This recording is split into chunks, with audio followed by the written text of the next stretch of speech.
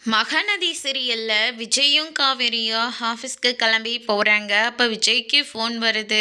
ஓ, lawyer வந்திருக்காரா, சரி அன்னைக்கு விடுபட்ட போன ஃபைல் எல்லாத்தையும் சைன் வாங்கிக்கலாம் அப்படின்ற மாதிரி சொல்லிட்டு இருக்காங்க.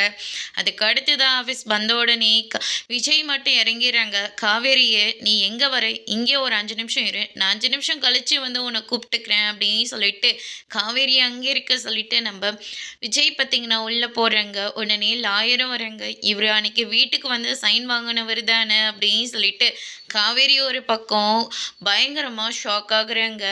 விஜய் ஒரு பக்கம் மேனேஜர் சீட்டை பார்த்த உடனே காவேரி இதுக்கு மேலே இந்த ஆஃபீஸில் மேனேஜராக பதவி இருக்க போகிறா அப்படின்னு சொல்லிட்டு விஜய் ரொம்பவே சந்தோஷத்தில் இருக்காங்க.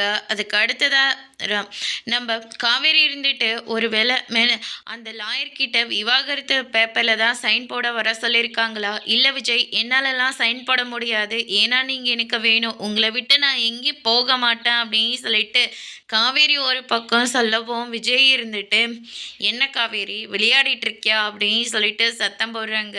முதல்ல நீ சைனை போடு, இல்லை என்னால் போட முடியாது அப்படின்னு சொல்லிட்டு காவேரி அங்கேருந்து கிளம்புற மாதிரி ஒரு கனவு கண்டுறாங்க. விஜய் இருந்துட்டு எல்லாம் ரெடியா, நான் போய் காவேரி கூட்டிகிட்டு வரேன் அப்படின்னு சொல்லிட்டு போகிறாங்க.